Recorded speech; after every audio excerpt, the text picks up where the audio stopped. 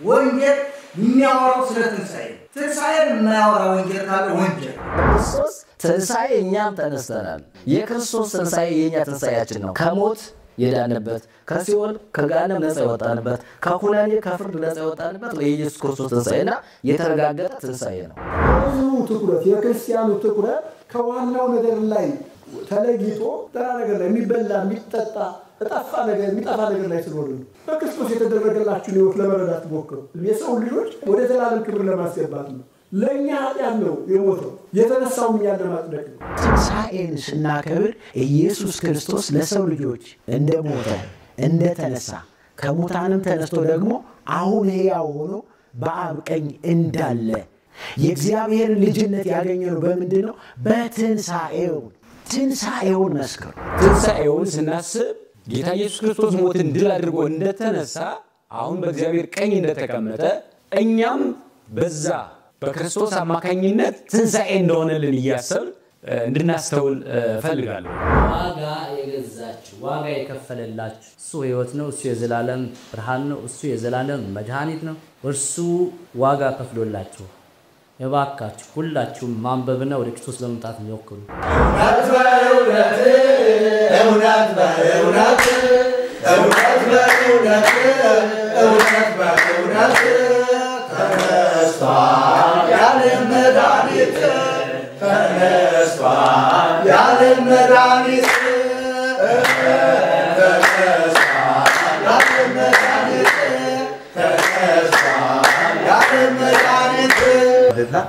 መርጌታ በላል ወይ ከሌላው ወደ ገብረ ሰላሙ ከመግባታችን በፊት እስኪ ቅኔ ዓለመ ፍዳ ወጻይር ከመ ይታጸፍ ሕይወት በወልድ በትረ ማርያም ተቀጥቀጠ ሞት በለው።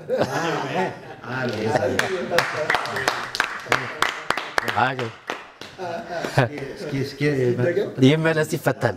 በደንብ ነው የሚተረጎመው። እሺ ዓለመ ፍዳ ወጻይር ከመ ይታጸፍ ሕይወት በወልድ በትረ ማርያም ተቀጥቀጠ ሞት። እንግዲህ ያው ትርጉሙን ስንተረጉመው በምጥ በጭንቅ በጣር በሰቆቃው ውስጥ ያለች ዓለም ሕይወትን እንድትጎናጸፍ እንድታገኝ በወልድ በትረ ማርያም ተቀጥቀጠ ሞት። የማርያም በትር በሆነው ወልድ ማርያም በምትመረኮዘው በትር ወልድ ሞት ተቀጠቀጠ፣ ሞት እባብ ተቀጠቀጠ። እንግዲህ ወደ ቅኔ ነው። ለሰምና ወርቁ እንግዲህ አንዳንድ ጊዜ እሙሃዎች ምን ይዛሉ? እዚህ መነኮሳት ምናምን በትረ ሙሴ ይዛሉ አይደል? በትረ ሙሴ ይዘው እየተደገፉ መቋሚያ ምናምን ይሄዳሉ።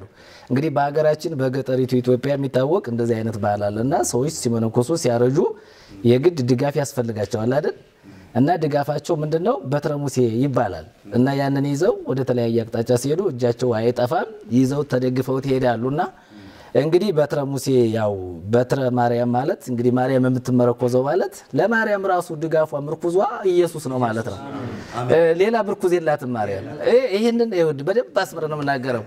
እና በቅኔው ውስጥ ስናካትተው በማርያም በትር ሞት ተቀጠቀጠ፣ እባብ ሞት ተቀጠቀጠ ማለት እንግዲህ አንደኛ ማርያም ራሷ የተመረኮዘችው በትሯ በትረ ሙሴዋ ራሱ ኢየሱስ ክርስቶስ ነው። እና ወርቁ ላይ ስንመጣ እንግዲህ በማርያም በትር ሞት እባብ ተቀጠቀጠ ማለት እንግዲህ ሞት ድል የተነሳው ሞት የተረታው ሞት የተሸነፈው በኢየሱስ ክርስቶስ ሞትና ትንሣኤ ነው። ስለዚህ ቅኔያችን ምን ማለት ነው? ወደፊትም የኢትዮጵያ ቤተክርስቲያን ሊቃውንት ቅኔዎቻቸውን በእንዲህ አይነት መንገድ ከክርስቶስ ሞትና ትንሣኤ ጋር በማያያዝ መልእክት ያለው ትርጉም ያለው እንዲሆን እንዲሰሩበት ጭምር ነው። እንዲህ አይነት ነገሮችን ምናመጣ ብዙ በቤተክርስቲያን የተማሩ ሰዎች አሉ አይደለ? እነዚህ የተማሩ ሰዎች ደግሞ ሙያቸውን ተጠቅመው ክርስቶስን ማክበር አለባቸው በሙያቸው። አሁን ይሄንን ለሊቃውንቱ ስንለቀው ሊቃውንቱ ይሰሙታል ማለት ነው። ንባቡን ይሰሙታል፣ ፍቹን ይሰሙታል፣ ሰምና ወርቁን ያያሉ፣ ጆሮ እንዲከፍቱ ያደርጋል ማለት ነው። እና እንግዲህ ወርቁ በማርያም በትር ወልድ እንግዲህ ያ ሞት እባብ ተቀጠቀጠ ማለት ሞት የተሸነፈው በጌታችን በኢየሱስ ክርስቶስ ነው። ሞትን ያሸነፈ ከኢየሱስ ክርስቶስ ውጭ ሌላ አካል የለም። በሶስተኛው ቀን ከሙታን መካከል ሕያው ሆኖ የተነሳ አካል ስለሌለን እንግዲህ እሱን ትክክለኛውን ምርኩዛችን ኢየሱስ ክርስቶስን እንይ፣ እሱን እንከተል፣ እሱን እንቀበል የሚል መልእክት አለውና በእውነት ሞት የተሸነፈው በኢየሱስ ብቻ ነው። ከዚህ ውጭ ሌላ አሸናፊ የለንም። እግዚአብሔር ይመስገን። መቃብር ወላድ ልገማን እንዴ መቃብር ወላድ ውሳጤ ቤታ ትላሁ ወልድ እንተ ለአ ከቶስ መተርፈናሁ እስከ ነሳልስቱ እለት ኢየሱስ እስመይተ መይጠናሁ አሜን።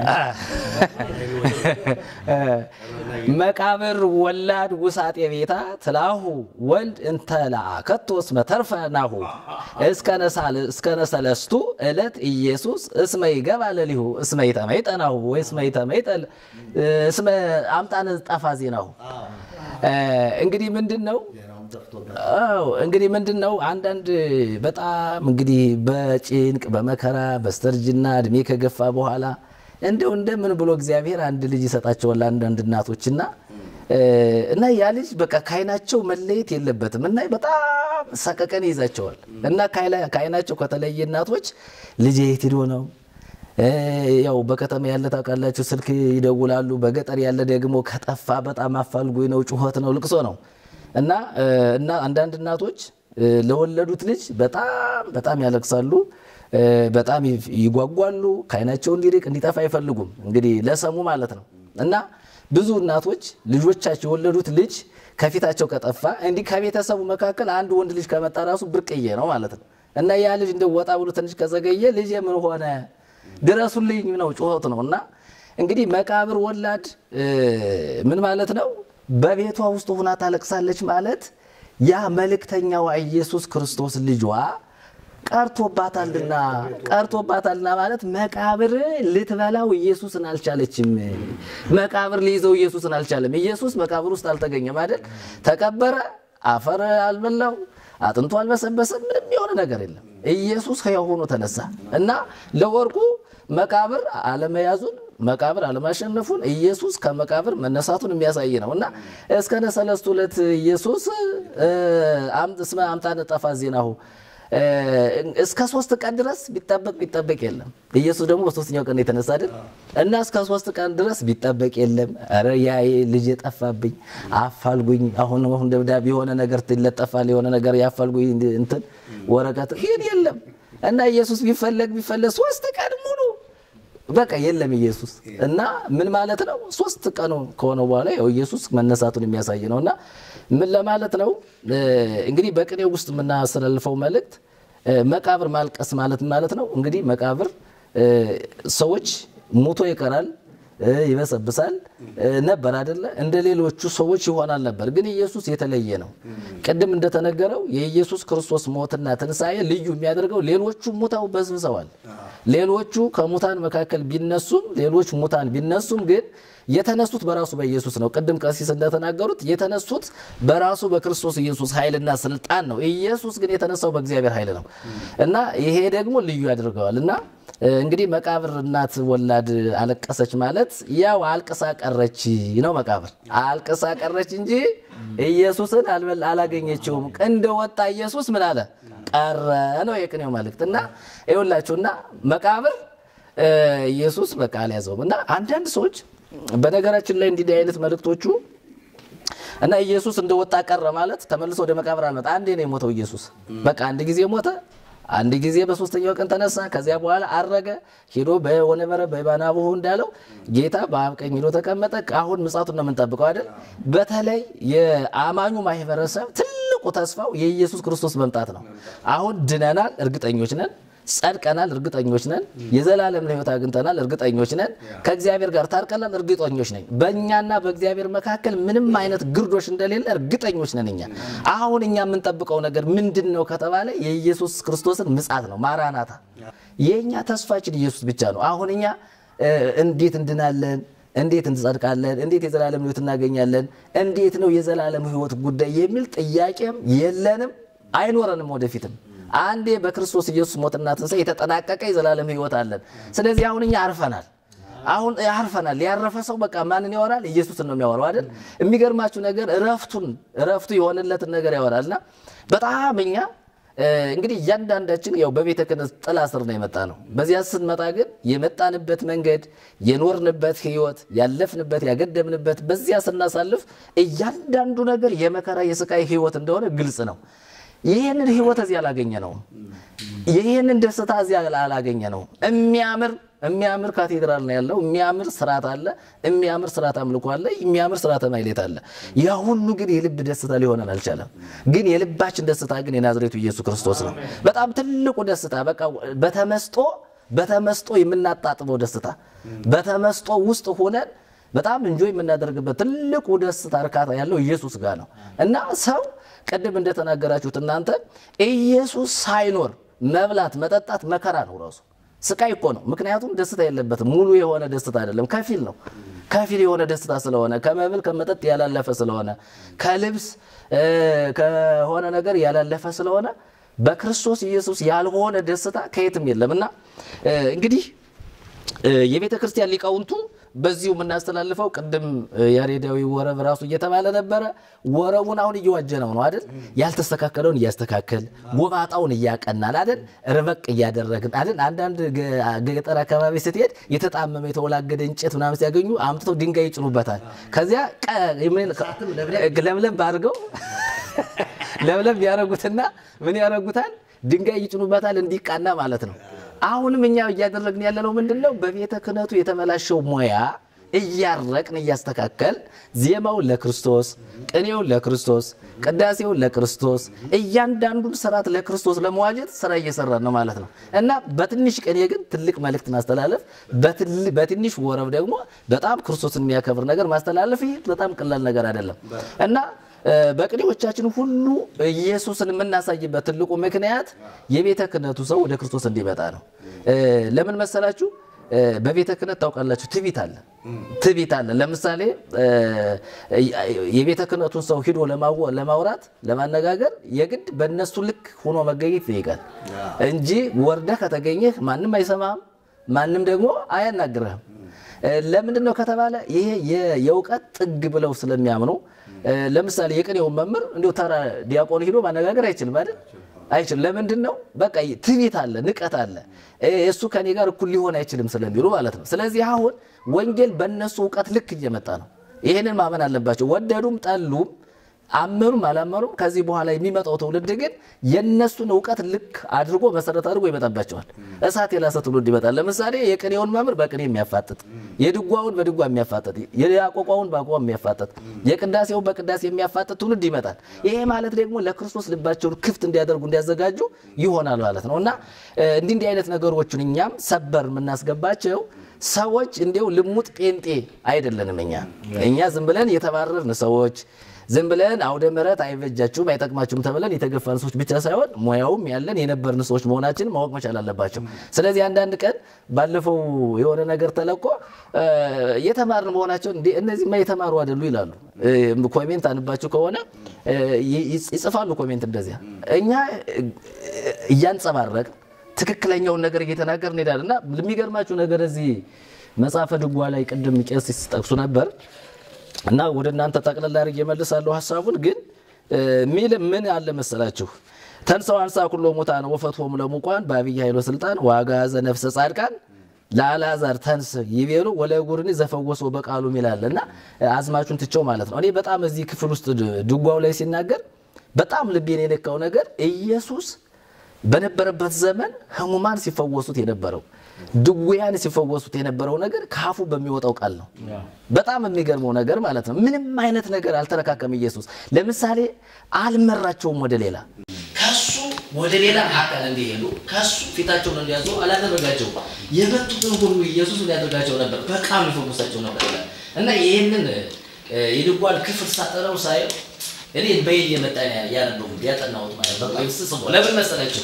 አሁን ማህበረሰቡ ለመፈወስ እየከፈለ ያለው ዋጋ እየሄደበት ያለው መንገድ እየኖረበት ያለው ህይወት የመከራ ህይወት ነው ያለው። አዙሪት ነው የሆነበት ማይመረሰው ትውልዱ ስትመለከተው ማለት ነው። እና ኢየሱስ በነበረበት ዘመን ሰው ሁሉ የተፈወሰው በቃል ነው። ኢየሱስ ደግሞ ትክክለኛ መምህር መሆኑን የምታውቀው የሚራራ መምህር፣ ቸር መምህር፣ ትሁት የሆነ መምህር፣ በትህትና የሞላ የደቀ መዛሙርቱ ነገር ወረድ ብሎ የሚያጥብ የሚያብስ መምህር ነው። ግን የመጣውን ሁሉ አይንቅም፣ አይጸየፍም። ኢየሱስ በምን ይፈውሳል? በቃሉ። እና ምንድነው አልዓዛርን ተነስ ነው ያለው፣ በቃል ነው አይደለ?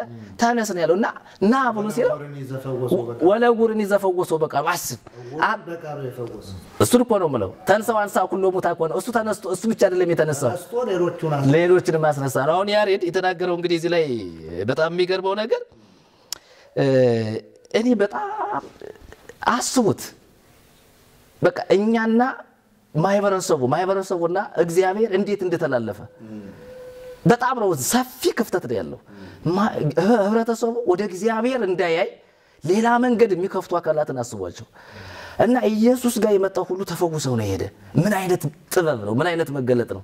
ምን አይነት ኃይል ክብር ነው ኢየሱስ ጋር የነበረውና በጣም ይገርማቸዋል። እንደው ቀደም እንደነካካችሁት እናንተ ኢየሱስ ተነስቶ ብቻውን አይደለም የቀረው።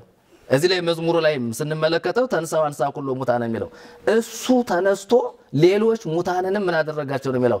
አስነሳቸው ነው የሚለው። ተንሥአ ወአንሥአ ኩሎ ወፈትሆሙ ነው ቃኙት ኩሎ ሙታን ወፈትሆሙ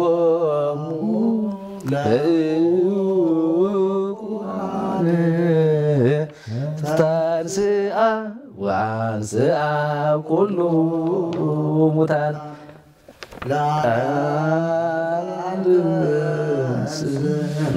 ዘይቤሎ ወለእውኒ ዘፈወሶ በቃሉ ተንሥአ ወአንሥአ ኩሎ ሙታን። ይሄ እኮ በቃ ዘይገርም ምስጢር እኮ ነው። እውነቴን እኮ ነው የምልህ አንተ። እኔ ይህንን ሳየው የመጣው ሁሉ በቃል የተፈወሰው ሙታን ሲያስነሳና ውጣ ይላል አይደል? እውሩ ሲመጣ በቃል ይናገራል ይበራል። ሽባው ሲመጣ ይፈወሳል። ለምጻሙ ሲመጣ እኔ በጣም የሚገርም ነገር ከ12 ዓመት ጀምሮ ደም ሲፈሳት የነበር ተፈወሰች አይደል የሚለው ለ18 ዓመት ይጎባጥ የነበር በቃ። እና ሰው ወደ ኢየሱስ ከመጣ ይፈወሳል፣ ይድናል፣ ይጸድቃል፣ የዘላለም ሕይወት ያገኛል። በስጋም በነፍስ ነው የሚባረከው። በነገራችን ኢየሱስ የነፍስ መድኃኒት ብቻ አይደለም የስጋም ጭምር ነው። ከስጋ ጉስቁልናና ውርደት ነፃ የሚያወጣው ኢየሱስ ነው። ይኸውላችሁ ቅድም ዲያቆን እየተናገረ በጣም የገረመኝ ነገር ኢየሱስ የሚለውን ለማን ተውት? ለእናንተና ተውት። እኛ ግን በጅምላ እግዚአብሔር ብለን እንስበክ። ኢየሱስ ካልተሰበከ ራሱ እግዚአብሔር አይከብርም። የሚገርመው ነገር ኢየሱስ የሌለበት መድረክ አይደለም። የፈለገው ቅዳሴ የፈለገው ስርዓተ ማኅሌት የፈለገው ክብረ በዓል ንግስ ቢውል ኢየሱስ ከሌለ እግዚአብሔርም የለም። ማወቅ አለባቸው ሰዎች እግዚአብሔር ራሱ የለም። ስለዚህ ኢየሱስ ባለበት ግን አብ አለ፣ ኢየሱስ ባለበት መንፈስ ቅዱስ አለ። ስለዚህ ኢየሱስን ትቶ እግዚአብሔር ማምለክ ይሄ በጣም ከባድ ነገር ነውና አንዱን አንጠልጥሎ የለም። እና በጣም መርጌታ ቀጸላ ሌሎቻችሁም እዚህ ትንሣኤ እዚህ ላይ ስንመጣ ሲኦል ወሪዶ በነደ እሳት በየሰበረ ውሃ ትምህርት ይላል።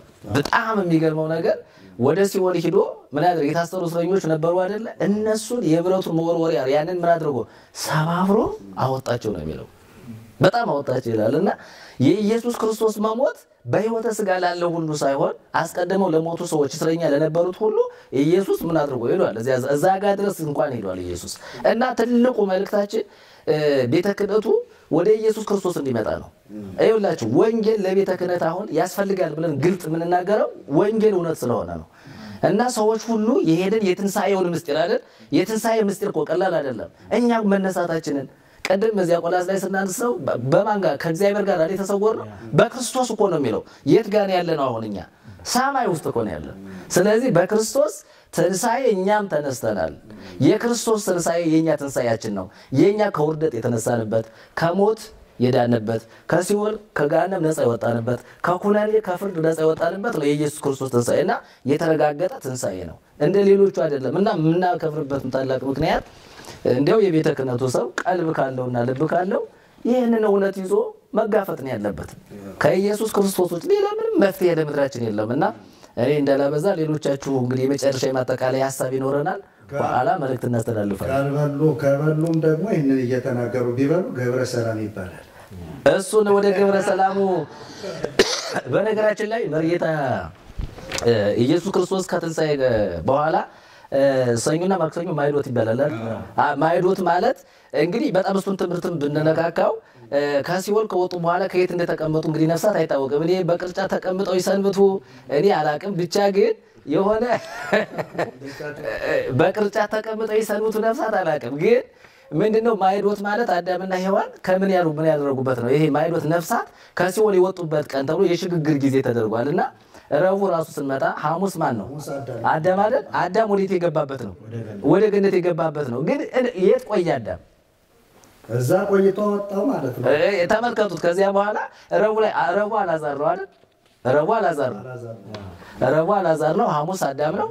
እንደገና ደግሞ አሁን አዳምና ሔዋን መቼ ዕለት ነው ወደ ገነት የገቡት? ሐሙስ ዕለት። ኢየሱስ እሑድን ተነስቶ ከእሑድ በኋላ በሐሙስ በስንተኛው ቀን ማለት ነው? በአራተኛው ቀን ገቡ ነው። ይሄ ቤተክርስቲያኑ ትምህርት ነው። እንግዲህ ዓርብንም ስንመጣ እንደዚህ አይነት ነገር አለ እና ግብረ ሰላሙንም ስትነካኩት እናንተ ቃሎቹ ተከፋፍለዋል። እንግዲህ ለምን መሰላችሁ? የቤተክርስቲያን ይሄ ኦርቶዶክሳውያን ግብረ ሰላም የሚያበሉት የአዳም ዕለት ተሯሩጠው ነው ግብረ ሰላም የሚያበሉት። አዳም ወደ ገነት የአዳም ዕለት ነው ግብረ ሰላሙ። ለምን መሰላችሁ? ከምን ጋር ይያያዛል? ከገነት መግባት ጋር ይያያዛል። ስለዚህ ይያያዛል ታሪኩ። የአዳም ዕለት ካበላ አብረህ ከአዳም ጋር ትገባለህ ትገባለህ እና የአዳም ዕለት ሐሙስ በቃ ግብረ ሰላም ለማብላት ማህበረሰቡ በቃ ይጠባበቃል። ካህናቱ ከሰኞ እስከ ዳግሚያ ትንሣኤ ከዳግሚያ ትንሣኤ ወዘተ በቅደም ተከተል ሰውን ወርደር ያደርጋሉ። ሰኞ እንተና፣ ማክሰኞ እንተና፣ ረቡዕ እንተና፣ ሐሙስ እንተና። ሐሙስ ያበላ ሰው በጣም የታደለ ሰው ነው። የሚገርም ነገር ማለት ነው። እና እንዲህ አይነት ነገር ቀልብ እየተከፋፈሉ ድግስ በድግስ ግብረ ሰላም ማለት ምንድነው? የኢየሱስ ክርስቶስ ምንድነው? አሁን እሱ መታሰቢያ ነው። ተስካር በቃ ተስካር በሉት እንጂ መታሰቢያ ተስካር እና ኢየሱስ ክርስቶስ ለሱን ለምን ለማድረግ ነው? በቃ መታሰቢያ ነፍሱን ይማር ይሉ። እኔ እኮ ባለፈው ማሰጨ ነበር መርጌታ ፍታት ሲፈታለት የክርስትና ስም መኖር ነበረበት። የክርስትና ስም የለውም ግን ፍታት ይፈታለታል። ክርስትና ስም እኮ ቢፈታው ፍታት ቢፈታው በክርስትና ስም ነው። የክርስትና ስም ከሌለ ፍታት አይፈታም። ለምሳሌ አንዳንድ ጊዜ በቤተ ክርስቲያን ስርዓት የክርስትና ስሙ ከጠፋ አጋጣሚ የክርስትና አባትየው ወይም ደግሞ የንስሐ አባትየው የክርስትና ስሙን ካጠፋውና ካለዘው ድንገት ከሌለ ሰውየው የንስሐ አባትየው በመጠሪያ ስሙ ምን ያደርጋል? ይፈታል ፍታት። እንግዲህ የኢየሱስ ፍታት ተፈቶለታል። ግን በምን ስም ነው የተፈታለት? ኢየሱስን ማረው እያሉ ነው። ኢየሱስን ይቅር ይበለው እያሉ ነው። እንትን ስም የክርስትና ስሙ ከጠፋ ይሰየማል እንጂ በስሙ ይሰየማል። ገብረ እግዚአብሔር እገሌ ይላል። እዚህ መዋሲቶ ላይ እንቱም ላይ መጽሐፉ ላይ አይታችሁት ከሆነ ነፍስን ይጠራል። ከዚያ ደግሞ ምን ያደርጋል? እገሌ የሚል አለ። አይተው በቅንፍ ምናምን ያስቀምጡለታል።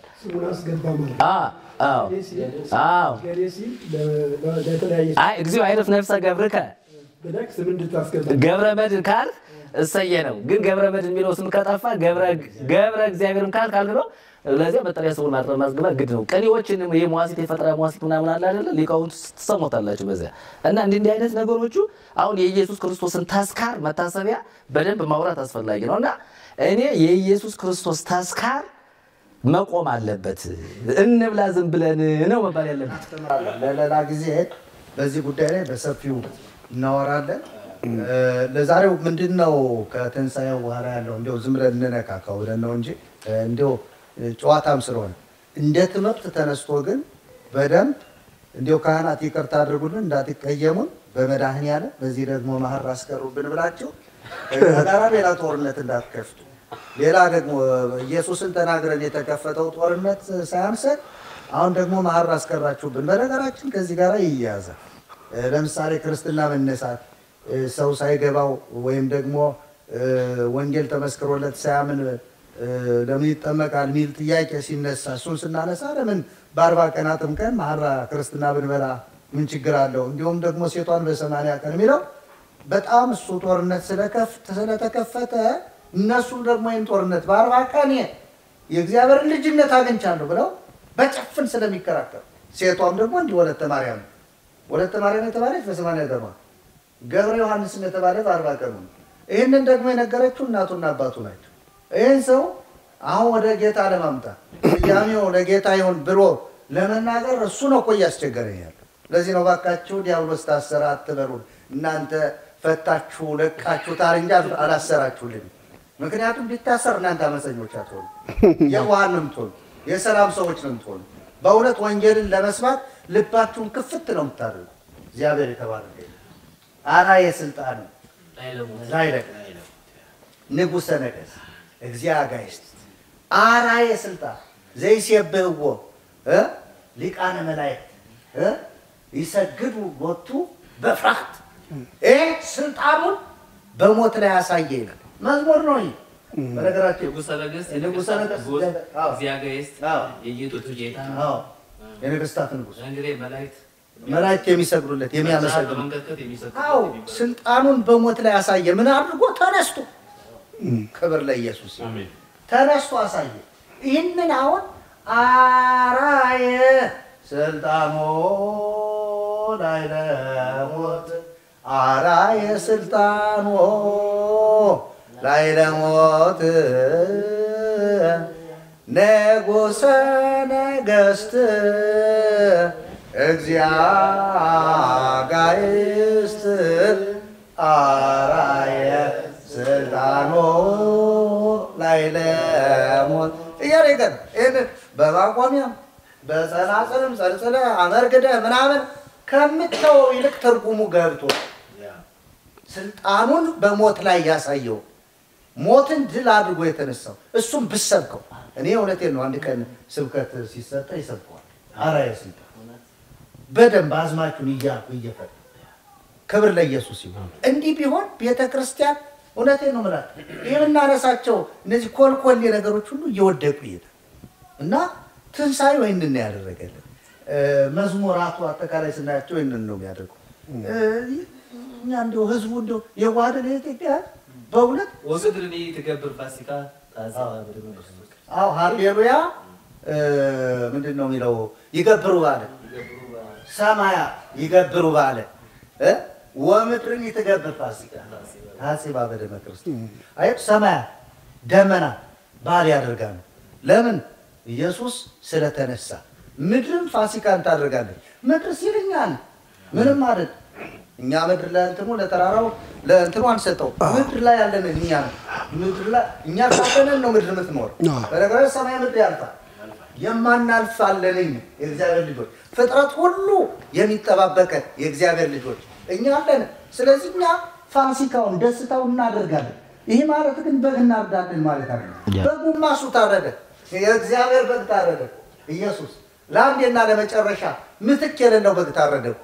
እሱ በቂ እኮ ነው፣ ከበቂ በላይ ነው። ልንበላ በግም ስንበላ ለክብር እግዚአብሔር ላይ እያከበርን እንበላለን እንጂ በጉ ለእኛ ፋሲካን አይተካልን። ፋሲካችን ክርስቶስ ታርዷል። ክብር ለኢየሱስ አሜን። ያስፈልግ እንዲሁም አንዳንዶቹ በጋ ያርዱ ፍየል ነው የሚያደርጉት። ፍየል አናርድ ብለው ይንከረከሻል። የገነት ጉዳይ ፍየል ጋር ይያዝ።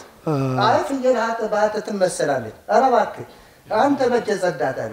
ከኃጢአት ለመንጻት ኃጢአቴን በደሙ ባስወገደው በኢየሱስ ክርስቶስ ማመን አይደለም። ወደሙ ለኢየሱስ ክርስቶስ ያነጻህንን ሁሉ አጠሩ እንጂ የፍየልም የበግም የእንስሳት ደም አያነጻም። እሱ ቢያነጻ ኖሮ ኢየሱስ የእግዚአብሔር በግ መጥቶ መታረድ አያስፈልገውም ነበር። እና ማጠቃለያ ሀሳብ በጌታ እግዚአብሔር እንኳን አይናችን አበራሃል አንተ። ምክንያቱም እኛም እንደዚህ ነበር። እግዚአብሔር ባይደላ እግዚአብሔር አይናችንን ባያበራልን እኛም እንደዚህ ነበር። ምንም ከነሱ የምንሻልበት ምንም ነገር አልነበረም። ግን እግዚአብሔር ስለረዳ አይናችን ተከፈተ። እንደው ወደ ማጠቃለያ ሀሳብ ከመምጣት በፊት አንድ ነገር መናገር ፈልጌያለሁና በተለይ ስለ ክርስቶስ መነሳት ምድር ላይ ስላለው ነገር ነው ብዙ ነገር ያወራነው። ትንሣኤውን በተመለከተ ስናወራ ምድር ላይ ስላለው ነገር በተለይ የክርስቶስ መቃብር ባዶ መሆኑን ተነስቶ ለደቀ መዛሙርቱ መገለጡ ከነሱ ጋር አብሮ እየበላ ሕያው እንደሆነ ማሳየቱን እሱን ያነሳ ነው። ግን ደግሞ የኢየሱስ ክርስቶስን መነሳት ሌላም ደግሞ ልናነሳው የሚገባ ነገር አለ። ኢየሱስ ሕያው ስለሆነ ነው መንፈስ ቅዱስ የመጣው። ኢየሱስ ሕያው ስለሆነ የሚገርማችሁ ነገር መጽሐፍ ቅዱስ ሲነግረን ምን ይላል መሰላችሁ? እሱ ተነስቶ ከፍ ከፍ ስላለ በእግዚአብሔር ቀኝ ስለተቀመጠ ካል ተቀብሎ አሁን እናንተ የምታዩትና የምትሰሙትን ምን አለው ይላል ጴጥሮስ አፈሰሰው ይላል።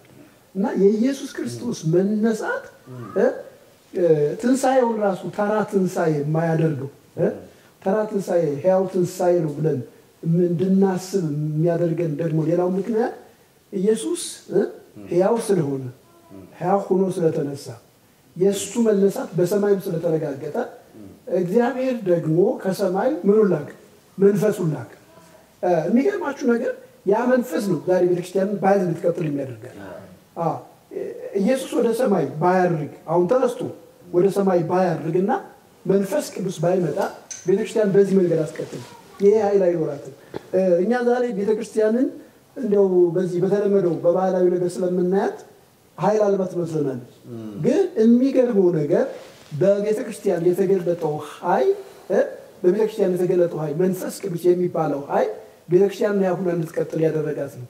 ይኸውላችሁ ሐዋርያቱን ስታያቸው መንፈስ ቅዱስ ከመውረዱ በፊት ስታያቸው ፈሪዎች የነበሩ በገረድ ፊት የካዱ ኢየሱስ ክርስቶስን ትተው የሸሹ ናቸው። ኢየሱስ ክርስቶስን ትተው የሸሹ ይህን ያህል አቅም የሌላቸው ሰዎች ናቸው። ግን በሚገርም ሁኔታ መንፈስ ቅዱስ ከመጣ በኋላ ግን እነዚያ ሐዋርያት በኃይል ተሞልተው እናንተ የሰቀላችሁትን ወይም ሰቅላችሁ የገደላችሁትን እግዚአብሔር ግን ምን አደረገው? አስነሳው ብለው በድፍረት እንዲመሰክሩ ያደረጋቸው መንፈስ ቅዱስ ነው። እና በሰማይም የተረጋገጠ ነው ለማለት ነው። ሰማይም እንደገባ ታውቆ ተረጋግጦ በዚህ ምድር ላይ ቤተክርስቲያን ሕያው ሊያደርግ የሚችል የእግዚአብሔር ኃይል እየወረደበት ነው። እዚያ ሮሜ ምዕራፍ 8 ቁጥር 11 ላይ ምን ይላል መስላችሁ? ኢየሱስ ክርስቶስን ከሙታን ያስነሳው መንፈስ በእናንተ ውስጥ ቢኖር ምን ይላል? ለሚሞተው ሰውነታችሁ ሕይወትን ይሰጠዋል። የሚገርም ኢየሱስ ክርስቶስን ከሙታን ያስነሳው መንፈስ ነው የሚል። ስለዚህ አያት መንፈስ ቅዱስ ኢየሱስ ክርስቶስን አድርጎታል ማለት ከሙታን አስነስቶታል። ከሙታን አስነስቶት ብቻ አይደለም ብቻ ያ ኃይል ደግሞ እዚህ ምድር ላይ መጥቶ በማን ውስጥ ይሰራል? በእናንተ ውስጥ ይሰራል። ስለዚህ ለሚሞተው ሰውነታችሁ ሕይወትን ይሰጣል። ክብር ለእግዚአብሔር። እና የኢየሱስ ክርስቶስ ትንሣኤ በሰማይ የተረጋገጠ ነው። ብዙ ሰዎች ስለ ኢየሱስ ክርስቶስ መወለድ ያምናል። ስለ ኢየሱስ ክርስቶስ ትምህርት ያምናል። ታምራት ሁሉ ብዙ ይቀበላል። ብዙ ሃይማኖቶች በታሪክ ስናጠና ብዙ ሃይማኖቶች ይህንን ያምናሉ፣ ይቀበላል። ሞቱንና ትንሣኤውን ግን ብዙ ሰዎች መቀበል ይከብዳቸዋል። ብዙ ሃይማኖቶች መቀበል ይከብዳቸዋል። የክርስትና ደግሞ ዋና መሰረት ምንድነው ከተባለ ሞቱና ትንሣኤው። ሞቱና ትንሣኤው ባይኖር በቤተ ክርስቲያን ውስጥ ሕያውነት የመጣው ከሞቱና ከትንሣኤው የተነሳ። ክብር ለእግዚአብሔር ይሁን። ቅድም እንዳልነው ሲሞት የኃጢአታችን ዋጋ ሲከፈለ፣ ሲነሳ ደግሞ መጽደቃችንን አረጋገጠ። ያ ነገር ደግሞ ስለተረጋገጠ ቤተ ክርስቲያንን ሕያው ሊያደርግ የሚችል ኃይል ከሰማይ መጣ። ከዚህ የተነሳ ቤተ ክርስቲያን በሕያውነት በምድር ላይ ትኖራለች። ለዚህ ነው ምን ይላል ብሎ ነበር ጌታ ኢየሱስ ክርስቶስ በማቴዎስ 16 ቁጥር 18 እና 17 ላይ በዚህች ዓለት ላይ ቤተክርስቲያን እንሰራለን የገሃነም ደጆች አይችሏትም ብሎ ነበር። ለዚህ ነው ቤተክርስቲያን የገሃነም ደጆች የማይችሏት። ክርስትና ዝም ብሎ አይደለም እዚህ የደረሰው። የሚገርማችሁ ነገር ክርስትና ዝም ብሎ አይደለም እዚህ የደረሰው። ክርስትና ተቃዋሚ አጥቶ አይደለም እየሰፋ የሚሄደው፣ ግን በቤተ ክርስቲያን ውስጥ የተገለጠ የእግዚአብሔር ኃይል ስላለ ከዚያ የተነሳ ነው ቤተክርስቲያን እያደገች ነው የምትሄደው፣ እየሰፋች ነው የምትሄደው። የቤተ ክርስቲያንን ኃይል የሚቋቋም የቤተ ክርስቲያንን ኃይል የሚቃወም አካል የለም። ክብር ለእግዚአብሔር ነው። እና ይችን ነገር ልናገር ብዬ ነው። እንግዲህ ስለ ክርስቶስ ትንሣኤ ወይም ደግሞ ስለ ትንሣኤ በዓል ብዙ ነገር ነው ያወራነው እና ያወራናቸው ነገሮች በሙሉ እንደ እግዚአብሔር ቃል ናቸው። ይህን በሚገርም ሁኔታ ከእግዚአብሔር ቃል ብቻ አይደለም ከቤተ ክርስቲያን ትምህርቶች እንኳን እያነሳን ስለ ትንሣኤ እየተናገርን ነው። መዝሙሩ ስለ ክርስቶስ ሞትና ትንሣኤ ነው የሚናገረው። ስለ ክርስቶስ ሞትና ትንሣኤ ብቻ መናገር ሳይሆን በሞቱና በትንሣኤው የተደረገልን ነው እየነገርን ያለ። ለምሳሌ ተንሳ ዋንሳ ሁሉ ሙታን የሚለው ክርስቶስ ተነሳ፣ እንደገና ደግሞ ምን አደረገ? ሙታንን አነሳ። በክርስቶስ ትንሣኤ አይነት የተነሳ ማንም አልነበረም ከክርስቶስ በፊት ማለት ነው። ለዚህ ነው መጽሐፍ ቅዱስ ክርስቶስ ምንድን ነው የሚለው? የትንሣኤ በኩር ነው አይደለ? የሙታን በኩር ነው፣ እንደገና የትንሣኤ በኩር ነው። የሙታን በኩር የሆነ ምንም ኃጢአት የሌለበት ሰው ዓለም ከተፈጠረ ጀምሮ እንደሱ አልሞተም አይደለ? እሱ ብቻ ነው ኃጢአት የሌለበት። ኃጢአተኛ መሞት ግዴታው ነው ኃጢአት የሌለበት ሰው ግን መሞት አይችልም። ክርስቶስ ግን ሞተ፣ ያለ ኃጢአት ያለ በደሉ ያለ ፍትህ የሞተ ጲላጦስ መርምሮ አጥቶ የሚገልበት ነገር አጥቶ ልልቀቀው ሲል እንኳን እሱን ከለቀቀው የቄሳር ወዳጅ አትሆንም ተብሎ ነው በግድ እንዲሞት የተደረገው። ሲነሳ ደግሞ በእሱ አይነት ትንሣኤ የተነሳ አካል የለም። ለምንድን ነው ካላችሁኝ እሱ የትንሣኤ በኩር ነው። በእሱ አይነት ትንሣኤ የተነሳ የለ ሕያው ሆኖ ለዘላለም ሊኖር ላይሞት እንደገና ደግሞ ለሚነሱ ሙታን እንኳን ምን ነው ምሳሌ ሆኖ ወይም ደግሞ ዋና ሆኖ የተነሳው እሱ ብቻ ነው። ስለዚህ ክርስቶስ ሲነሳ እኛም ተነስተን የክርስቶስ መነሳት የእኛም ደግሞ ወደፊት የመነሳታችን በተለይ ደግሞ በስጋ የመነሳታችን አሁን በመንፈስ የተነሳ ነው። መንፈሳችን ነው ሕያው የሆነው። ክርስቶስ ስለተነሳ የእኛ መንፈስ ነው ሕያው ሆኖ። ነገር ግን ደግሞ ይሄ የሞተው ስጋችን ወይም ደግሞ የሚሞተው ስጋችን በክርስቶስ በኋላ ይነሳል። ወይም ደግሞ ጌታ አሁን እንደዚህ እያለ ከመጣ የአካላችን ወደማይሞት አካልነት ይለወጣል። ወደማይሞት አካልነት ተለውጦ ይነጠቃል። ስለዚህ ይሄ ከምን የተነሳ ነው ከተባለ ከክርስቶስ የተነሳ በክርስቶስ ያገኘነው ነው። ስለዚህ የቤተክርስቲያን ትምህርትም ይናገራል ስለ ክርስቶስ ትንሣኤና በክርስቶስ ትንሣኤ እንደተነሳ ወንጌላትም ይህንን ይመሰክራል። ስለዚህ ቤተክርስቲያን ይህንን ልትመሰክር፣ ይህንን ልትናገር፣ ይህንን ልታውጅ ያስፈልጋል። ህዝቧ ከዚህ ከትክክለኛው ነገር ወጥቶ በሚበላ በሚጠጣ በሚያልፍ ነገር ላይ ትኩረት የለበትም ማድረግ የለበትም። በሚለበስ ነገር ላይ ትኩረት ማድረግ የለበትም። አሁን ህዝባችን እንደምታውቁት ፎከስ የሚያደርገው ምን ላይ ነው ከተባለ ልብስ ላይ ነው። የሚበላ የሚጠጣ ነገር ላይ ነው። እየሰገደ ስለ በጉ ነው የሚያስበው። እየሰገደ ስለ በጉ ከትንሣኤው በፊት ማለት ነው። ለመግደፊያ እኮ ነው። ቤት የሚበጠበጥበት በግ ታርዶ ዶሮ ከሌለ ስጋ ገብቶ በግ ካልታረደ ቤተሰብ የሚበጠበጥበት ቤተሰብ የሚታወቅበት ጠላ ካልተጠመቀ ጠጅ ካልተጠመቀ አሁን ያው ጠጁ እየቀረ ቢመጣም ድራፍት ቢራ ካልመጣ ቤተሰብ የሚበጠበጥበት የሚገርማችሁ ነገር ተበድረው ራሱ ባል የሚያደርጉበት ጊዜ ነው ይሄ ጊዜ እና ለዚህ ሁሉ የዳረገው ነገር ምንድን ነው ከተባለ ግን የህዝቡ ትኩረት የክርስቲያኑ ትኩረት ከዋናው ነገር ላይ ተለይቶ ተራ ነገር ላይ ስለሆነ ተራ ነገር ላይ የሚበላ የሚጠጣ የሚጠፋ ነገር ላይ ስለሆነ ነው። ስለዚህ ቤተክርስቲያን ለህዝቡ ይህንን ማስተማር አለበት። ይህን ክርስቲያኖች የክርስቶስን ትንሣኤ ስታከብሩ እንዲሁ የሚበላው የሚጠጣው ይሄ የሚጠፋው ነገር ላይ ፎከስ አድርጋችሁ እሱን ለማሳካት ከምትደክሙ በክርስቶስ የተደረገላችሁን ህይወት ለመረዳት ሞክሩ። ክርስቶስ የሞተው ለእናንተ ነው። እናንተን ለማስነሳት ነው። እናንተን ለማዳን ነው። እናንተን ወደ ዘላለም ክብር ለማስገባት ነው። ሁላችንም የሰው ልጆች ወደ ዘላለም ክብር ለማስገባት ነው። ለእኛ ኃጢአት ነው የሞተው፣ የተነሳውም እኛን ለማጽደቅ ነው። ስለዚህ ከዚህ ከዋናው ነገር አትውጡ። ይሄ አይጠቅማችሁም። የዛሬ ዓመት በልተን ነበር አይደል? ዘንድሮ እንበላለን። የሚቀጥለውን ብንበላ ምንም ነገር የለውም፣ ምንም ለውጥ አይመጣም። ነፍሳችን ግን ከክርስቶስ ጋር ከተገናኘች የዘላለምን ህይወት ታገኛለች። ስለዚህ ዋናው የትንሣኤ መልእክት ምንድን ነው? ኢየሱስ ክርስቶስን አምናችሁ ዳኑ። ኢየሱስ ክርስቶስን አምናችሁ ጽደቁ። የሞተው የተነሳው ስለእናንተ ነው። በመስቀል ላይ ዋጋ የከፈለው ስለእናንተ ይህን ሁሉ መከራ የተቀበለው እናንተ ዛሬ መከራውን እያሰባችሁ እንድትጨነቁ ሳይሆን በመከራው የተሰራውን ስራ ተረድታችሁና አውቃችሁ ከዘላለም ሞት ከቁነኔ ከፍርድ ነፃ እንድትወጡ ነው። ስለዚህ ወደ ጌታ ኢየሱስ ክርስቶስ እንድትመጡ እንጋብዛችኋለን። የእኛ መልእክት ይሄ ነው። ይሄ እዚህ ምድር ላይ የምታደርጉት የትኛውም ነገር ቀሪ ነው፣ ይቀራል። የትኛውም ነገር ቀሪ ነው። ነገ ከነገ በኋላ የምትጸጸቱበትን ነገር ነው የምታደርጉት። ለምሳሌ ደስታ ተብሎ የሚደረገው ነገር በዚያ ቀን ደስ ይበል ተብሎ የሚደረግ ነገር አለ አይደለ? የሚደረገው ነገር በሙሉ በነጋው የምትጸጸቱበት በነጋው የምታዝኑበት ነገር ነው። ግን የማትጸጸቱበትን ነገር እንድታደርጉ እንጋብዛችኋለን። ይሄ ምንድን ነው ካላችሁን በኢየሱስ ክርስቶስ ማመን፣ በእሱ የተሰራውን ስራ መረዳትና እሱ የተሰራውን ስራ ተቀብሎ ወደ ክርስቶስ መምጣት ነው። ስለዚህ እንጋብዛችኋለን። መልካም የትንሣኤ በዓል እንዲሆንላችሁ እንመኛለን። ተባረኩ። እግዚአብሔር ይባርክዎት። ቄስ በጣም ያለ ነገር ሶም እንግዲህ ነው ይበርሽ። ተመልካቾቻችን እንግዲህ በድጋሚ የትንሣኤን በዓል እያከበርን እንገኛለን። ለሁላችሁ በኢትዮጵያም ከኢትዮጵያ ውጭም ላላችሁ ተመልካቾች አድማጮቻችን በአፍላገ ሕይወት ሚዲያ የሚተላለፈውን የትንሣኤን በዓል እየተመለከታችሁ በዓሉን እያከበራችሁ ያላችሁት የትንሣኤው ኃይል ታላቅና ወደር የማይገኝለት ነው። የትንሣኤው ኃይል ታላቅና ወደር የማይገኝለት ነው። እርሱም ጌታችን ኢየሱስ ክርስቶስ ነው። ትንሣኤ እሱ ነው። ትንሣኤ ቅድም እንዳልነው መብልና መጠጥ አይደለም። ነገር ግን እርሱን በምናከብርበት ጊዜ እሱን እያከበርን ለእርሱ ምስጋና እየሰዋን ብንበላ ብንጠጣ መልካም ነው። እንዲሁም ደግሞ ደሆችን ብናስብ የተቸገሩትንም ብናስባቸው ሁሉንም ሰብስበን የተራቡ እያሉ የተቸገሩ እያሉ እኛ ግን በዓሉን ዝም ብለን በዘፈቀደ ስናከብር ይሄ እግዚአብሔርን አያከብርም። ነገር ግን እንዳልኳችሁ የትንሣኤው ኃይል ታላቅ ከመሆኑ የተነሳ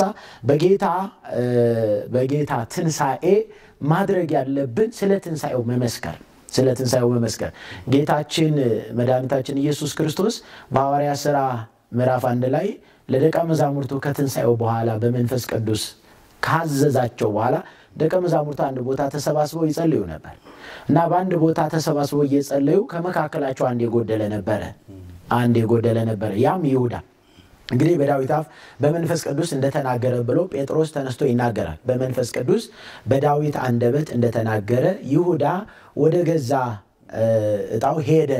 እሱ በተወው ፋንታ አንድ እንምረጥ አሉ። ከኛ ጋር የወጣ የወረደ የትንሣኤው ምስክር የሚሆን አንድ እንምረጥ አሉ። ያን ምርጫ ሲመርጡ የመረጡት ለምንድነው? የትንሣኤው ምስክር የሚሆንን ሰው የትንሣኤው መምረጥ የፈለጉት ምንድነው? ምን እንዲያደርግ ነው የተፈለገው? የትንሣኤው ምስክር የሚሆን። ስለዚህ ትንሣኤን ስናከብር ኢየሱስ ክርስቶስ ለሰው ልጆች እንደሞተ እንደተነሳ ከሙታንም ተነስቶ ደግሞ አሁን ሕያው ሆኖ በአብ ቀኝ እንዳለ ይሄንን በመረዳት ለማያምኑ መመስከር አለብን። ለማያምኑ በጎረቤታችን ይኖራሉ፣ በቀኝም በግራም ጎረቤቶች ይኖራሉ። በተለይ ደግሞ አምናችሁ የዳናችሁ ግለኛ አትሆኑ። እንደው በጌታ ፍቅር ለለምናችሁ ግለኛ አትሆኑ።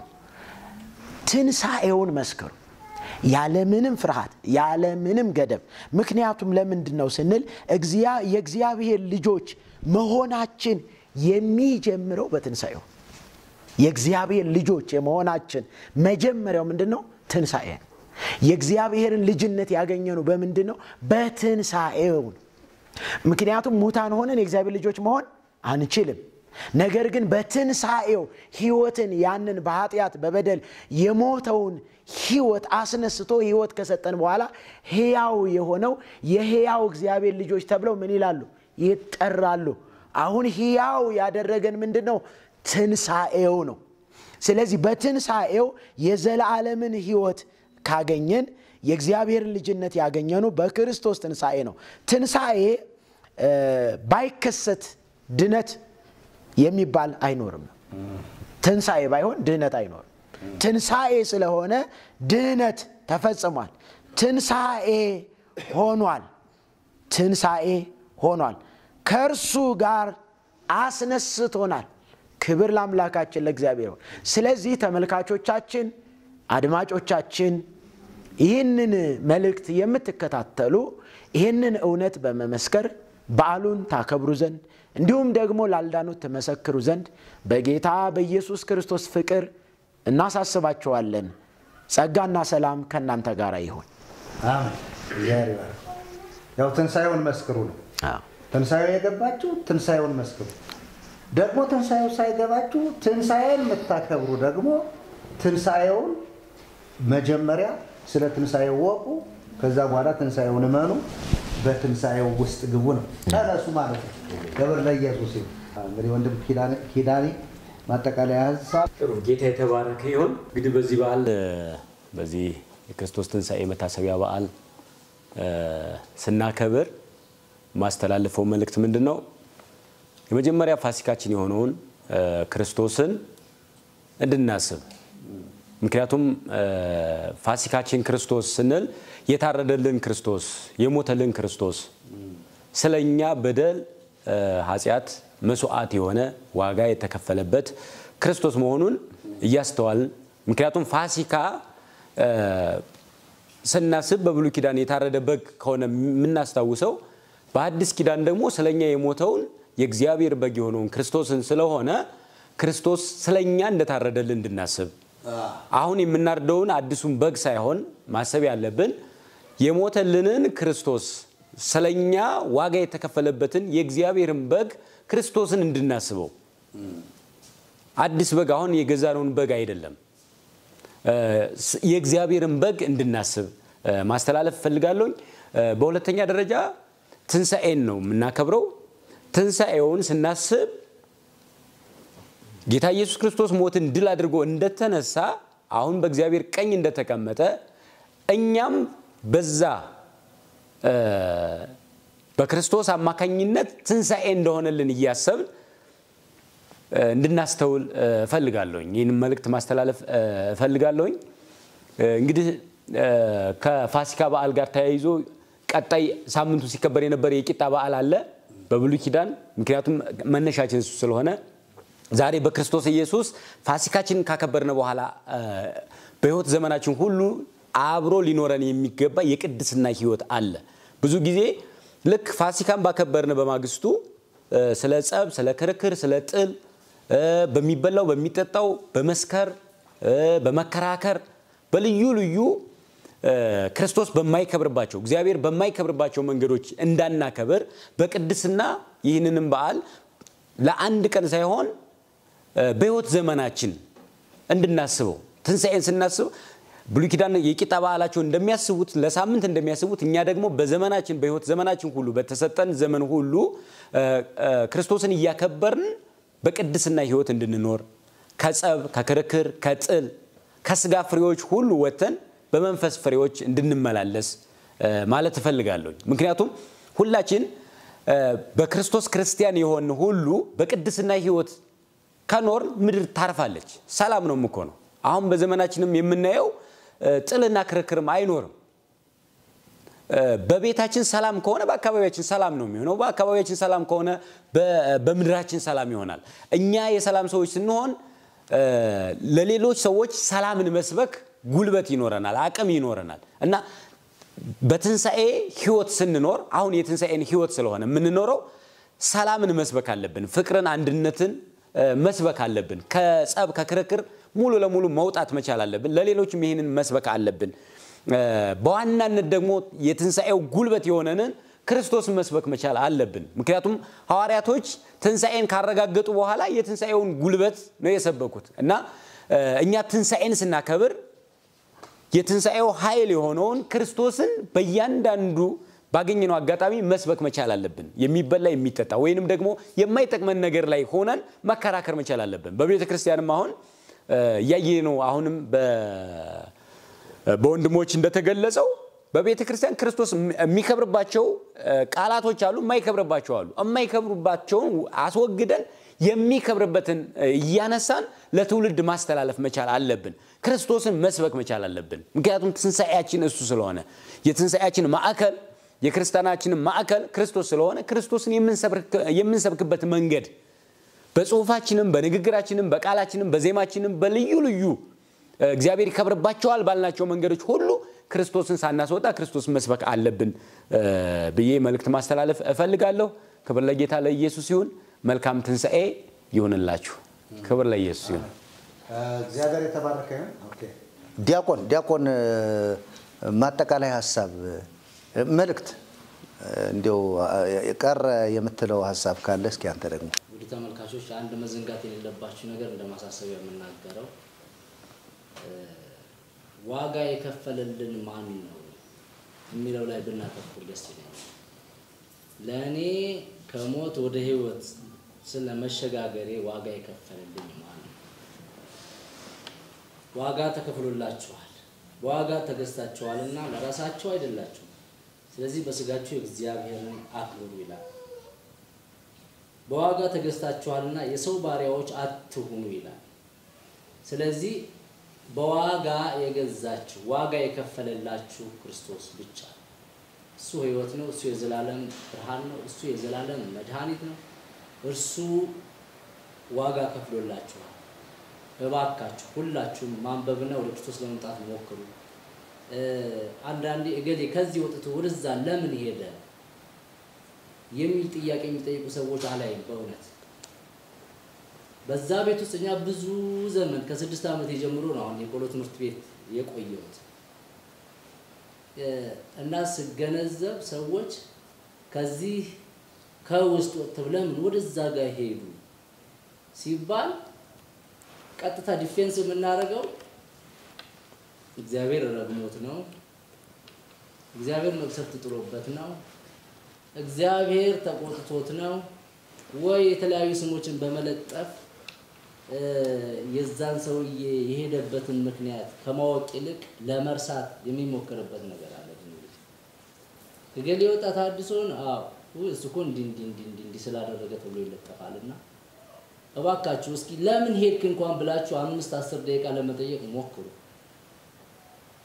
5-10 ደቂቃ ይበቃ እስኪ ይሄን አድርጉና ከዛ በኋላ መወሰን ትችላላችሁ ለምን ወጣ ለምን ሄድክ ምን ቀረበ ምን ጎደለ ምንድነው ያጣው ዘውስጥ የሚባል ነገር ማየት እንድትችሉ ነው አበክሬ የምናገረው ብዙ ጊዜ ስለሚገጥመኝ ወይሱማ በቃ ተበላሽ ሞተ እኮ ነው የሚባለው እና እኛ ከሞት ወደ ህይወት ነው የተሸጋገርነው መጽሐፉ እንዳለ በዋጋ ስለተገዛን ከእንግዲህ በኋላ ባሪያዎች አይደላችሁም ልጆች ናችሁ ስለሚል ክርስቶስ ወራሽ ስለሆነ ነው ወደዛ ነው የሄድንበትን ምክንያት ደግሞ ማንበብ ትችላላችሁ መጠየቅ ትችላላችሁ በትህትና ባለ መነቃቀፍ ለመማማር እንማማር እባካችሁ ብዬ ነው ማሳስበውና አመሰግናለሁ ተባረክ እግዚአብሔር ይባርክ ዲያቆን መልእክቱን እንግዲህ ያው አድማጮቻችን ይከታተላሉ እኔ ያልደግመውም ጥሪህን ተቀብለው ጌታ የተባረከ ይሁን ሁላችንም የቀመስነውን ጌታ ሁሉም እንዲቀምሱ ነው እንፈልገው እንዲያገኙት በደም የህይወትን እንጀራ ኢየሱስን እንዲበሉ ሃሌሉያ ስሙ የተባረከ ይሁን መርጌታ መላክ ማጠቃለያ ሐሳብ ይናገሩና እኔ ማጠቃለያ ሰጥቼ እንጨርሳለን በመላ ዓለም ያላችሁ አፍላጋ ህይወት ሚዲያን የምትከታተሉ እህት ወንድሞቻችን ቅዱሳን እንግዲህ ወደ እናንተ የምናስተላልፈው በዓለ ትንሳኤን ወይም ደግሞ ብርሃነ ትንሳኤውን በተመለከተ የተለየ ልዩ የሆነ ፕሮግራም ይሄው አቅርበናል እንግዲህ ማጠቃለያ ሐሳብ የምሰጠው በዓለም ያለ ፍጥረት ሰው ሁሉ አይኑን ወደ አንዱ ወደ ክርስቶስ ኢየሱስ ማዞር አለበት እና በክርስቶስ ኢየሱስ አምናችሁ ያልዳናችሁ በፍርድ ውስጥ በእግዚአብሔር ቁጣ ውስጥ በተለያየ የኃጢአት ልምምድ ያላችሁ ሰዎች ያንን እስራት የሚበጥስ ያንን እስራት የሚፈታ እውነተኛ ፈቺ ሊቀ ካህናት ኢየሱስ ክርስቶስ ስላለ አይናችሁን ልባችሁን ወደ ክርስቶስ አዙሩ በአምላካችሁ በፈጣሪያችሁ በክርስቶስ ኢየሱስ እግር ስር ወደቁ ንስሐ ግቡ ከነ ኃጢአት ከነ በደል ከተለያየ እስራት ጋር በዓል ማክበር የሚጠቅም የሚበጅ ነገር ስላልሆነ እና ወደ ክርስቶስ ኢየሱስ በመምጣት ንስሐ በመግባት ምሕረትና ቸርነትን ከእግዚአብሔር በማግኘት እንድትድኑ እንድትጸድቁ የዘላለምን ሕይወት እንድታገኙ የሞተላችሁን ጌታ አክብሩት ኑ ወደ ኢየሱስ ብለን በአፍላጋ ህይወት ሚዲያ ጥሪ እናቀርብላችኋለን እንግዲህ በአፍላጋ ህይወት ሚዲያ የሚቀርበው የተለያየ ትምህርት በተለያየ ጊዜ የተለያዩ ትምህርቶችን ያቀርባል ግን ዋና ዓላማው ያልዳኑ ሰዎች ወደ ክርስቶስ ኢየሱስ በመምጣት የዘላለምን ሕይወት እንዲያገኙ እንዲጸድቁ ከእግዚአብሔር ከአምላካቸው ምሕረትና ቸርነትን እንዲያገኙ በተለያየ ጊዜ በልዩ ልዩ ፕሮግራም አቅርበናልና ትምህርቶችን እየገባችሁ ተከታተሉ ያልዳናችሁ በክርስቶስ ኢየሱስ አምናችሁ ጽድቃችሁን መዳናችሁን የዘላለምን ሕይወት ማግኘታችሁን ያላረጋገጣችሁ በተለያየ የኃጢአት ልምምድ ውስጥ ያላችሁ ኑ ወደ ኢየሱስ በመጀመሪያ ኑ በብርሃኑ በኢየሱስ ተመላለሱ እንገለብጣለን ዛሬ አዋጅ ሽረን እኛ ምን ጠራችሁ ወደ ኢየሱስ ነው ወደ ሰው አንጠራችሁም ወደ ቦታ አንጠራችሁም ወደ ተክልያ አንጠራችሁም ወደ ካቴድራል አንጠራችሁም እኛ ምን ጠራችሁ ወደ ሞተው ወደ ኢየሱስ ክርስቶስ ኑ በብርሃኑ ተመላለሱ ብለን ነው ዋንሶስ ምን ዘብክሙ ብርሃን አይደለም ብርሃን ሳለላችሁ በብርሃኑ ተመላለሱ ብለን እናስተላልፋለን እና የዳናችሁ እህቶች ወንድሞቻችን ደግሞ ይሄንን የትንሳኤውን ምስጢር በደንብ አረጋግጣችሁ አጣጥማችሁ ከነፍሳችሁ ከመንፈሳችሁ ጋራ ለጎረቤቶቻችሁ ለእህት ለወንድሞቻችሁ በፍቅር ኢየሱስን እንድትመሰክሩላቸው እና ጠርታችሁ ቢሆን ጋብዛችሁ ቢሆን ይሄንን ብርሃነ ትንሳኤውን ምክንያት አድርጋችሁ የሞተላቸውን ጌታ በትክክል እንድትነግሯቸው እንድታስረዷቸው በትህትና እናሳስባለን ማለት ነው በጣም ግን የሚገርመው በዚህ ውስጥ ደግሞ እኛ አሁን ኢየሱስን የምናከብረው በመንፈስ ነው በእውነት ነው አይደለ በቃ ቃሉ የተናገረልን አምነን ተረድተን ነው ኢየሱስን አሁን ባለ ይሄ ብርሃነ ትንሣኤውን የምናከብረው እኔ ግን በጣም የገረመኝ ነገር ኢየሱስ ከትንሣኤ በኋላ ማንም ሰው ሳያዩ የመጀመሪያው በመጀመሪያ ትንሣኤውን ያዩ ኢየሱስን ያዩ እነዚያ ቅዱሳት አንስት ምን አይነት መታደል ነው ብዬ አስብኩ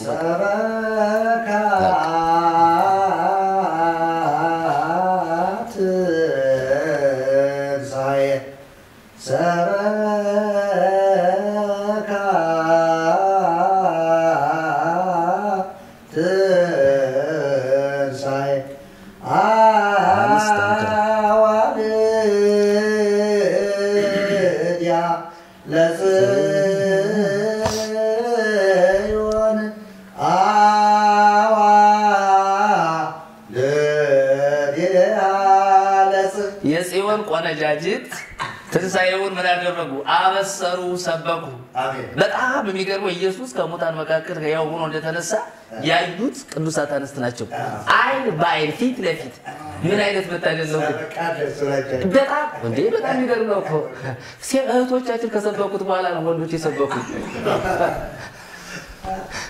ወዲያ ታስብልም ኢየሱስ ደግሞ ለሴቶች ባይገለጥ ነው ለሱ ሊገለጥ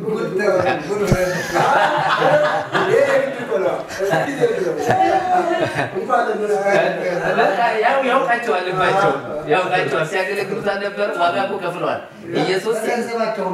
ኢየሱስ ከመሞቱ በፊት በገንዘባቸው አብረውት በታማኝነት ሲያገለግሉ የነበሩ እህቶቹ ናቸው ስለዚህ የመጀመሪያውን ትንሣኤ የሚያዩ እነሱ ናቸውና ምን አይነት መታደል ነው በእውነት ብፁዕነት ማለት ይሄ ነው ብፁዓት አይንት የተባለው እውነት ለዚህ ነውና በመጀመሪያ ደረጃ ኢየሱስን ከሙታን መካከል ሕያው ሆኖ ከተነሳ በኋላ በመጀመሪያ ደረጃ እህቶች ናቸው ያዩት እና ይሄ የሚገርም ምስጢር ነው እግዚአብሔር እኔ ምን ብዬ ልናገር ነው መጽሐፍ ቅዱስ ላይ ባይጻፍ እዚያ ጋር እግዚአብሔር ባለውለታን አይረሳም ብዬ ብል አልተሳሳትም ምክንያቱም ስላገለገሉት በመጀመሪያ እነሱ ታየና በጣም የሚገርም መገለጥ የሚገርም ሁናቴ አይን ላይ በማየት የኢየሱስ ክርስቶስን ትንሣኤ እንደመሰከሩት እህቶች ቅዱሳት አንስት አሁን የዳነው ማይመረሰብም ኢየሱስን በእውነትና በመንፈስ እያመለከ እንደ እህቶቻችን መመስከር መቻል አለበት ስለዚህ መመስከር አለበት እህቶች ወንድሞች እንግዲህ መቼም እንግዲህ ለእህቶች ብቻ ዘጥ ምስክርነቱን ለወንዶች እንሰጣለንና ወንጌል የተሰበከው በሐዋርያትም ጭምር ስለሆነና በጣም የሚገርም ምስጢር ነው የተገለጠውና ሴቶች እህቶቻችን ያከበሩት ኢየሱስን በመመስከር ነው በቃ ሰበኩት ተነስቷል ብለው በድፍረት ማለት ነው እነ ጴጥሮስ እኮ እየተሮሯጡ ሲመጡት እኮ የነገሯቸው እንማላቸው ሴቶች ናቸው የነገሯቸው አይ ትንሣኤን አሳሪ መሆን ማለት እንደዚህ እና ትልቅ መታደል ትልቅ ጥበብ ትልቅ ማስተዋል ትልቅ መወደድ ነው ይሄ በጣም እግዚአብሔር ዓለምን የወደደበት ፍቅር ጥልቅ ነው እንዲሁ በነፃ ስለወደደን እግዚአብሔር የኢየሱስ ክርስቶስን ሞትና ትንሣኤ አምነን ከዳን በኋላ ለሰው ሁሉ በነፃ የምንሰጠው ስጦታ ኢየሱስ ነው ገንዘብ ብንሰጠው ይጠፋል ሀብት ብናካፍለው ይጠፋል ጥሪት ብንሰጠው ይጠፋል የምናደርግለት ነገር ሁሉ ነገ ከነገ ወዲያ አብሮት አይቀጥልም ኢየሱስ ግን የዘላለም ነው የዘላለምም ሕይወት ነው የዘላለምም ክብር ነው ኢየሱስ ስለዚህ ሁላችንም ይሄንን ጌታ ለፍጥረት ሁሉ በመስበክ ለሰዎች እንደ ቅዱሳት አንስት በመናገር በመስበክ ይሄንን ብርሃነ ትንሣኤውን ብናከብር እጅግ የተሻለ ነው የሚሆነው እና ይሄንን ለማለት ነው ሌሎች በቃ ያልዳናችሁ ወደ ጌታ ነው በእውነት ቤተ ክህነቱ ወደ ጌታ ወደ ኢየሱስ ክርስቶስ ነው ሊቃነ ጳጳሳቱ ኢየሱስ ያስፈልጋቸዋል ሊቃውንቱ ኢየሱስ ያስፈልጋቸዋል በተለያየ ሙያ በተለያየ ዕውቀት ተሞልታችሁ ቤተክርስቲያን ውስጥ የምታገለግሉ ሰዎች ብሎ አንድ ቀን ኢየሱስ ይመጣል ሲመጣ ግን ያለ ዋጋ በዜሮ ተባስቶ ነገርየው ከሚቆያችሁ ኢየሱስን አምናችሁ ዋጋ ተከፍላችሁ በሚቀጥለው ዓለም ለሽልማት ብትበቁ የተሻለ ነው እና ኢየሱስ ለቤተ ክህነቱ ያስፈልጋል ኢየሱስ ለሙስሊሙ ማህበረሰብ ያስፈልጋል ኢየሱስ ለተለያየ ሰው ያስፈልጋል አይሁድ የለ ግሪክ የለ ጨዋ የለ እስኩቴስ የለ ስለዚህ ኢየሱስ ለሁላችን ስለሞተልን ነው ወደ ኢየሱስ ማይከላችን ኢየሱስ ነው ሁላችን ተሰብስበን የምናከብረው የምናነግሰው አንድ አካል ኢየሱስ ነው ያለ ሌላ አካል የለንም ካቴድራላችን ኢየሱስ ነው አሜን የኛ መሰብሰቢያ አዳራሻችን በሰማይ በምድር ሙሉ የሆነው የናዝሬቱ ኢየሱስ ክርስቶስ ስለሆነ ስፍራ አይደለም ግን ኢየሱስ ነው እና ይሄንን በማመን በማወቅ በመረዳት ወደ ኢየሱስ ክርስቶስ ነው ብለን ጥሪ እናስተላልፋለን። እንግዲህ ይሄንን አገልግሎት ይሄንን ሚዲያ የምትከታተሉ በመላ ዓለም ያላችሁ ሰዎች ሼር በማድረግ አገልግሎቱን በመደገፍ አብራችሁ ተሳተፉ። እንግዲህ ሌላም አንድላችሁ እግዚአብሔር ይባርካችሁ። ተባረኩ። አሜን። እግዚአብሔር አምላክ የተባረከ ይሁን። አማን በአማን አማን በአማን አማን በአማን አማን በአማን ተስፋ እንነሙላን ተስፋ እንነሙላን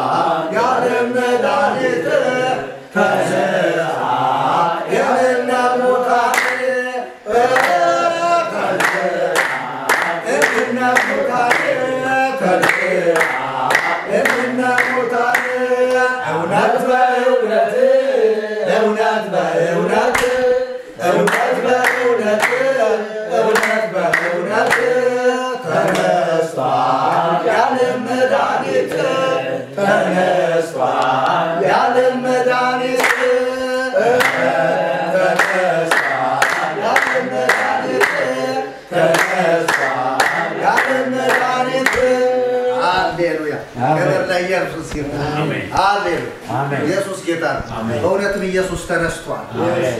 አየህ የገባው እንዲህ ይዘምራል። የገባው ዝም ብለህ መነሳቱን ሳትቀበል ተነስቷል። በእግዚአብሔር ላይ መዘበት አትሳቱ፣ እግዚአብሔር አይዘበትበትም ይላል።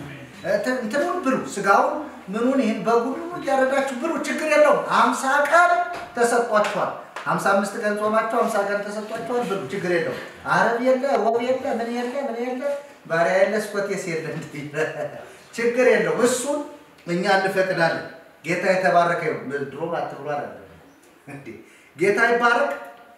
እንግዲህ ውድ ተመልካቾቻችን ዛሬ የትንሣኤን በዓል አስመልክቶ በጣም ደስ በሚል ሁኔታ ጥሩ ውይይት ነበረ። ጌታ ደግሞ እያንዳንዳችንን የሆነልን ኢየሱስ ለኛ የሆነውን ነገር ኢየሱስ ለኛ ምንድነው፣ ትንሣኤ ስለኛ ምንድነው የሚለው በደንብ አድርገን ስናይ ቆይተናል እና ተመልካቾቻችንም ይህንን እያዩ ደስ እያላቸው እንግዲህ ከትንሣኤው እሁድ ጀምሮ ዛሬ ጀምሮ ማለት ነው 50 ቀን ትንሣኤው ይታሰባል በቤተ ክርስቲያን። ይሄን ቪዲዮ በደንብ እያያችሁ ትንሣኤው እንድታጣጣሙ በጌታ ፍቅር እናሳስባችኋለን። ስለዚህ እኔም ወደ ህዝቡ ማስተላለፍ የምፈልገው በተለይ በኢትዮጵያ ኦርቶዶክስ ቤተክርስቲያን ያላችሁ አማንያን አባቶችም ጭምር እግዚአብሔር ይባርካችሁ እያልን በድጋሚ እንኳን አደረሳችሁ በማለት ማሳሰቢያ የምንሰጣችሁ ይህንን የትንሣኤውን ጉልበት እንድትሰሩ ኢየሱስ ከተነሳ በኋላ እንግዲህ እንደተባለው 40 ቀን ለተለያዩ ሰዎች ለተለያዩ ቁጥር ላላቸው ሰዎች ተገልጧል። በአንድ ጊዜ እየተገለጠ በተዘጋ ቤት እየገባ ፈሪዎችን ፈርተው የነበሩትን ደቀ መዛሙርትን እያጽናና ከቆየ በኋላ ማቴዎስ ወንጌል ምዕራፍ 28 ከቁጥር 18 ጀምረን የምናነበው እስከ ቁጥር 20 ያለው በጣም ወሳኝ ሐሳብ ነው። ታላቁ ተልእኮ በመባል ይታወቃል። ይህንን ተልእኮ የሰጠው ኢየሱስ ከተነሳ በኋላ እንግዲህ ምንድነው ያለው? ስልጣን ሁሉ በሰማይና በምድር ተሰጠ። ስልጣን ሁሉ ለምንድን ነው እንዲህ ያለው? ስለተነሳ ነው። ከመነሳቱ በፊት ዲያብሎስ እኮ ፈትሞታል። ስለዚህ ከተነሳ በኋላ ግን ስልጣን ሁሉ በሰማይና በምድር ተሰጠ። ከእንግዲህ ሂዱና አሕዛብን ሁሉ በአብ በወልድ በመንፈስ ቅዱስ ስም እያጠመቃችኋቸው ያዘዝኳችሁን ሁሉ እንዲጠብቁ እያስተማራችኋቸው ደቀ መዛሙርት አድርጓቸው። ተነስቻለሁ፣ ስልጣንም ተሰጥቶኛል። ሁልጊዜ እኔ ከእናንተ ጋር። ስለዚህ እስከ ዓለም ፍጻሜ ድረስ ሁልጊዜ ከእኛ ጋር ነው ኢየሱስ አሁን ማለት ነው። ለዚህ ነው የምንሰብከው። ትንሣኤ ነው ተነስቷል ምንለው ከእኛ ጋራም ስላለ ጭምር ነው ማለት ነው። ክብር ለኢየሱስ ይሁን። እንግዲህ ይህንን ሐዋርያው ጳውሎስ ምናልባት ስለዚህ ወንጌል ሲናገር ምን ይላል? ይህም ወንጌል በስጋ ከዳዊት ዘር ስለተወለደ እንደ ቅድስና መንፈስ ግን ከሙታን መነሳት የተነሳ በኃይል እግዚአብሔር ልጅ ሆኖ ስለተገለጠ ስለ ልጁ ነው። እርሱም ጌታችን ኢየሱስ ክርስቶስ ነው። ወንጌል የሚያወራው ስለ ትንሣኤ ነው። ትንሣኤን የማያወራ ወንጌል ካለ ወንጀል። ለእግዚአብሔር ክብር ይሁን። ስለዚህ ይህንን ሰባኪያንም ትንሣኤን አስመልክታችሁ የምትሰብኩ ሰዎች እንደገና ደግሞ አሁን ያየነው በዜማ ያየነው በወረቡም በመዝሙሩም ያየነውን ወንጌል በደንብ አድርጋችሁ መገንዘብ አለባችሁ ማለት እፈልጋለሁ። እንግዲህ ይህንን የአፍላገ ሕይወት ሚዲያ የምትከታተሉ በዓለም ዙሪያ ያላችሁ ወንድሞች እህቶች፣ ውድ ክርስቲያኖች በክርስቶስ ኢየሱስ ያመናችሁ ደግሞ በክርስቶስ ኢየሱስ ጥሪ እየተደረገላችሁ ያላችሁ ሰዎች ሁሉ ወደዚህ ወደ ጌታ እንድትመጡ እንዲሁም ደግሞ ይህንን ሚዲያ ሰብስክራይብ ሼር በማድረግ ለብዙዎች እንዲደርስ እንድታደርጉ ወደፊት አገልግሎታችን እንዲቀጥል በተለያዩ ትምህርቶች ወደ እናንተ እንድንመጣ እናንተም ደግሞ በጉጉት እየጠበቃችሁን አገልግሎታችንን ለመስማት የምትፈልጉ ከሆነ ከአገልግሎታችን ጎን አብራችሁን ቁሙ። ከታች ባለው አድራሻችን የደወላችሁ ማግኘት ትችላላችሁ። እንዲሁም ደግሞ አፍላገ ሕይወት ሚዲያን የምትከታተሉ ህብረት አብረን ማድረግ እንፈልጋለን የምትሉ ሰዎች ደውሉልን፣ አብረን ህብረት እናደርጋለን። በትክክለኛ የታደሰች የተለወጠች ክርስቶስን የምትመስል ቤተክርስቲያንን እያየንን አብረን እግዚአብሔርን እያመለክን እንቀጥላለን ማለት ነው። ክብር ለኢየሱስ ክርስቶስ ይሁን። እንግዲህ የዛሬውን ፕሮግራማችንን እንዲህ ባለ መልኩ እንዲህ ባለ ጨዋታ ደስ በሚል የእግዚአብሔርን ቃል በመጫወት እንቋጫለን ማለት ነው። የኢትዮጵያ ህዝቦች በተለይም የክርስትና እምነት ተከታዮች በሙሉ እንኳን ለጌታችን ለመድኃኒታችን ለኢየሱስ ክርስቶስ የትንሣኤ በዓል መታሰቢያ አደረሳችሁ በማለት ትንሣኤ ሕይወት ነው። ትንሣኤ ብርሃን ነው። ትንሣኤ ነው። ክብር ለኢየሱስ ይሁን። እግዚአብሔር ይባርካችሁ። ወስብሐት ለእግዚአብሔር።